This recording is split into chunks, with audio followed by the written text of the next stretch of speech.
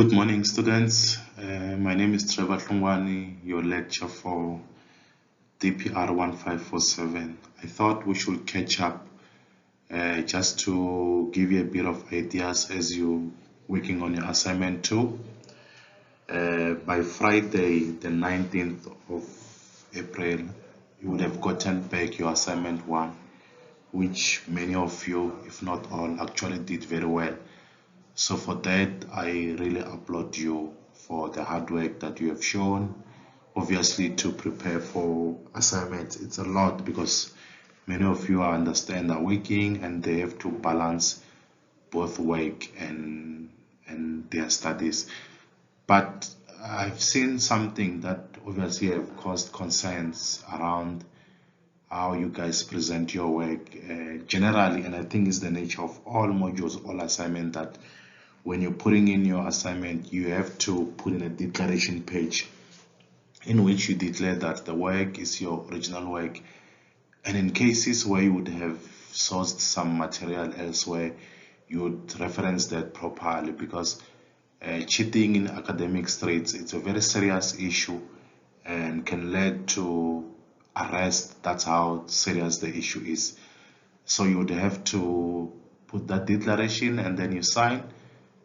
But also you need to be clear on the module code, the name of the module, the name of the lecturer, and your name.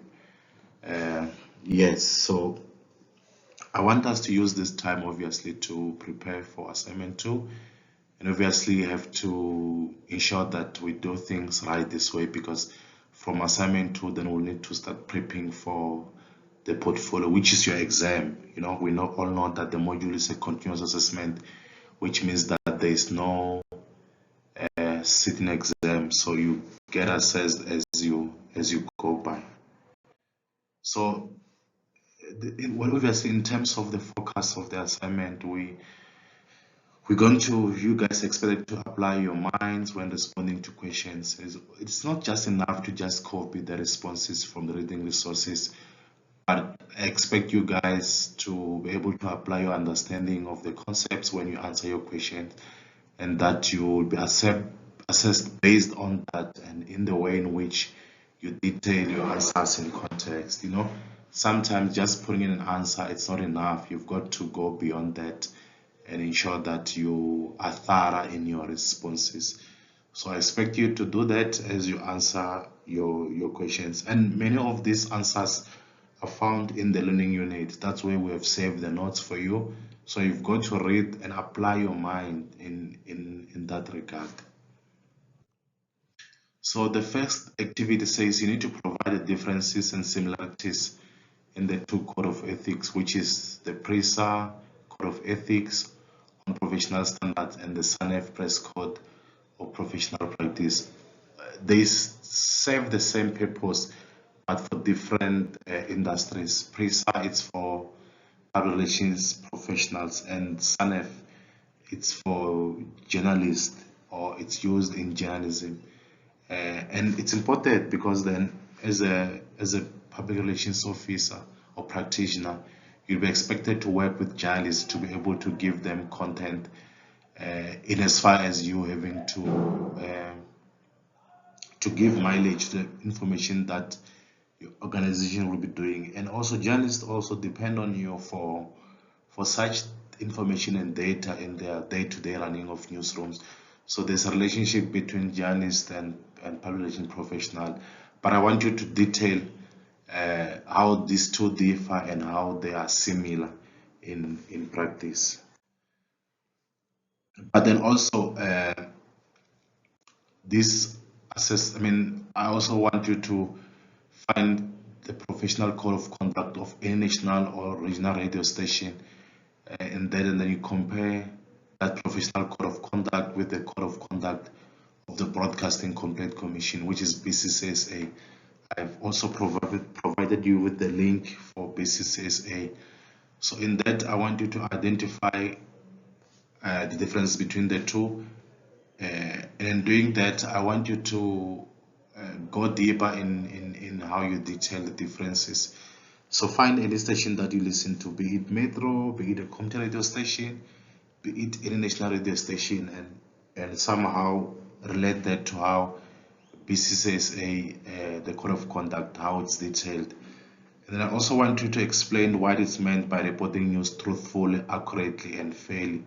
You know, in journalism, you've got to adhere to some of the codes that the industry puts. You know, each and every industry is being governed by your ethics, how professionals should conduct themselves. So in doing that, I want you to detail what's reporting news truthfully and what's reporting news accurately and fairly. You know, it speaks about the fact that news has to be true. When you say this is the case, then you must have the evidence accurately as well. And fairly speaks about issues around what giving a space for voices. You know, when you report on an issue, you've got to give that subject space to comment on what you're reporting about. You don't just say they've done this and that. Give them a right of reply. That's how journalism works. And then, in your own words, I want you to explain the concept of ethics. What are ethics? And then, beyond that, I want you to report on the importance of ethical behavior in the public relations profession. Like I said, each and every profession has to adhere to some sort of ethical obligation. So I want you to look at issues around the importance of ethical behavior in the professions, because ethics govern each and every sector in society. There are ethics in issues around professionalism, there are ethics in nursing. One of the issues that nurses are expected to do is that when they qualify, they take an oath of office which details the ethical conduct, the ethical behavior. They raise their right hand and say, I commit to do this and that, I commit to do this and that. And the fact that they're in the medical space, they've got to be able to be ethically correct. You know, the reason why we judge a president much harshly on ethical considerations, because him being a leader of the country, there's some sort of expectation on how he should conduct himself. So I want you to discuss the issues of ethical behavior, but in this case, in the case of the public relation profession, yes, you can give examples, but stick to what you're expected to do, which is giving the importance of ethical behavior in the public relation profession.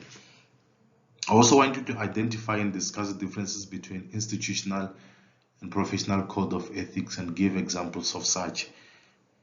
Institutional could be per a specific organization. For instance, the president is an institution in its own. The judiciary is an institution in its own, you know. Courts, which falls under the judiciary, also have their own institutional code of conduct, but professional governs the whole profession. You would find that 5 institutions which are in the public relations space could have different code of conduct, but there's one that governs the whole profession, which I say is the professional code of conduct for such industry. So I want you to identify and discuss the differences between the two, institutional and professional codes of conduct. And in doing that, I want you to give examples of each of that for the sake of me, so I can understand, if you can grasp what I'm talking about. And on activity 4, I want you to explain what a human interest story is and give an appropriate example. So you've got to do some reading on that. I also want you to write down what should be included in a media kit for a news conference. You know that when you have to go fishing, you need this and that. You know, you need a container to put all the fish. You might need some ice, you know, some ice cubes to keep the fish fresh, because as soon as you catch it, when it stays for a long time without being in the freezer, it loses the freshness. You know, you might need a container to keep ice blocks so that the fish can stay fresh. That's why I'm saying you need to tell me what has to be included in the media kit for a news conference. you also know when you go to your exam hall, you need to have your stationery, you need to have your book, you need to have your eraser, a pen, a roller, some of those things, because they actually help you to be able to achieve your objectives. So in the case of a news conference, tell me what you need to have in the media kit. And I also want you to elaborate on how website are used as a point of contact with journalists. We always say that we're moving towards the digital age. What does that mean? So in the case of this, tell me how websites are used to some sort of being a communication between the host, which is a company, and journalists who actually use such site for their own information and their work. I also, on activity 5, I want you to assess the value of the factors that should be considered when using emails to communicate with the media. I also say that your discussion should focus on the audience, the content, the mood, the language. So read, please, guys. You will find many of this information in your learning units. And also, I've finished you with the contact details. My name is Trevor. Like I said, this is my telephone number. But I think the first point of communication will be emailing me. So my email is hlungt1@unisa.ac.za.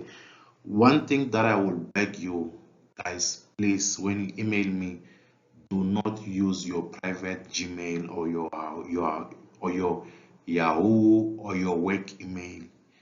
The only way in which I can recognize you as a student, it's your email address, because it has your student number.